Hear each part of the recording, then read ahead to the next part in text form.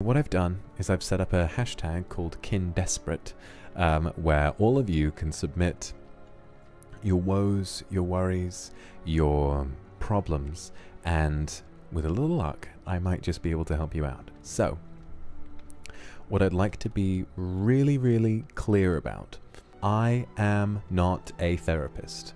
I am a hideous and terrifying demon who is 400 years old. Although I do not have a therapist's degree, I do not have a PhD, I'm not a professional. And so I want you to understand that I am not here to diagnose you with anything. I am not here to let you marinate on misdiagnoses, and I am not here to give you professional advice. I will not be recommending anything like that. Today is simply a chance for me to look back upon my 400 years of life and then some, and to draw upon that experience to give some of you a little bit of a hand. So this one has a lovely little drawing of a cat going blub blub blub blub blub blub blub blub blub blub blub, which I think a lot of you can really relate to. Rosette Nebula gives us a lovely tweet.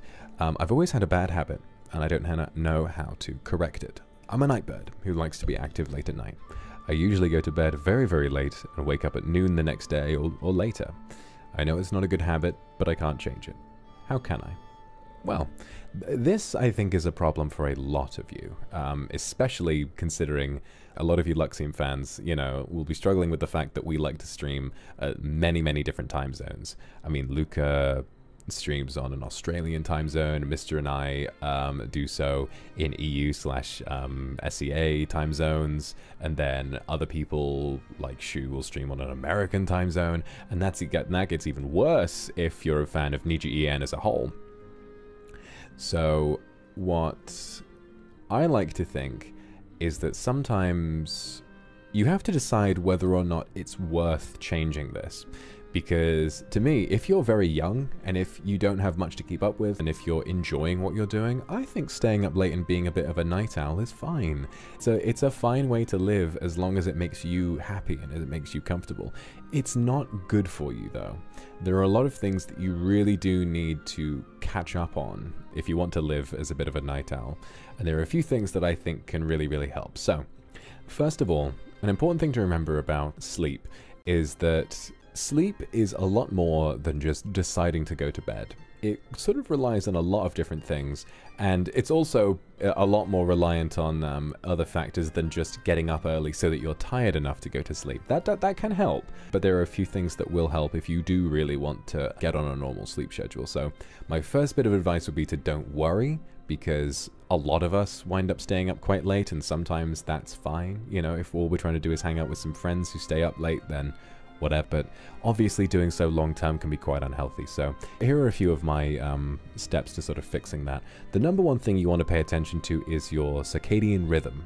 So what is that? The circadian rhythm is something that we all have to deal with, which is the fact that, you know, when human beings we evolved to get energized and wake up when we see sunlight, and to get tired when it gets dark. But nowadays, we have blue light from our screens. A lot of us, especially during COVID, stay inside and don't see a lot of sun a lot of the time, and this can have a really powerful effect on our biology.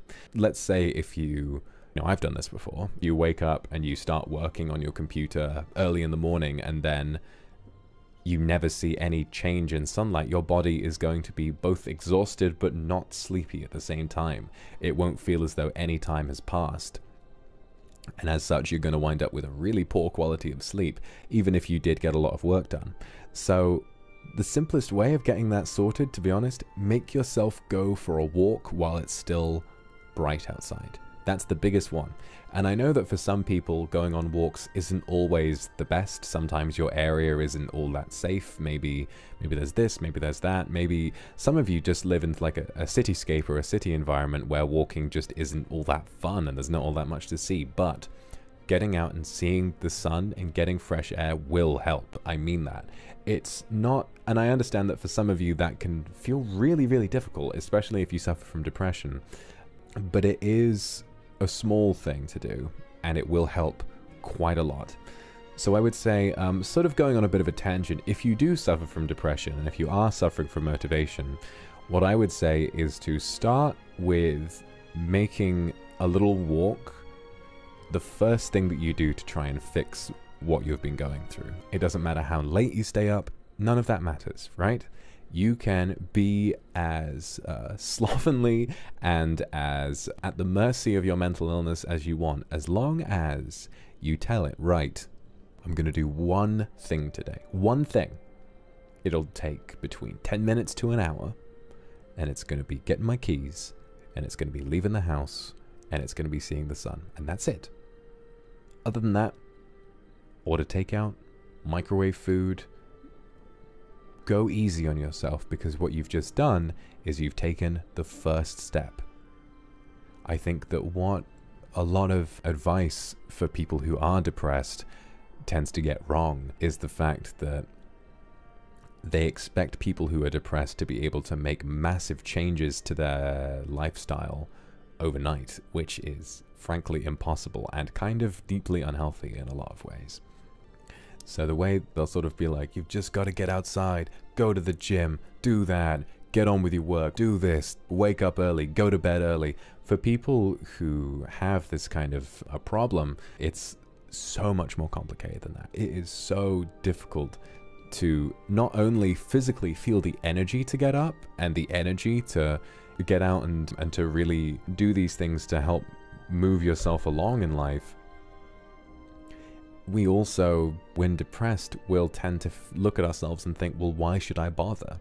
It's a really unfortunate reality that people who have depression will look at themselves and not see a reason to improve because they see themselves as so worthless, which I'd like to remind you, and maybe this is just a bit of a worthless affirmation, but I want to just look at you guys and say, if you ever feel like you're worthless, you aren't. All of you are worth something, all of you were put on this earth for a reason, and all of you deserve a really nice life and deserve to keep living, okay? Don't forget that, or else I'll be really disappointed in you. Don't forget it. So if you are depressed, and if you are struggling to get outside, just do me a favor and do one thing. Each day, do just one thing to offset that depression. Just one. And to start with, go for a walk. That's it. That's it. Just put some clothes on. Doesn't matter if you haven't showered. Doesn't matter if you feel gross, or it doesn't matter if it's exhausting. Just make yourself get up at any time of the day and get some fresh air. That's all I want you to do. And maybe if you do it for one day, maybe you can do it the next day after that as well. And maybe if you do it that day, the next day after it won't feel so hard. There are lots of ways to make this work, and I just really don't want you guys to feel like improving is impossible, because it is possible. Og når alt virker håpløst, så bare ta liksom en dag av gangen. Og hvis en dag blir for mye, så bare ta en time av gangen. Og hvis en time blir for mye, så bare ta 1 minutt av gangen.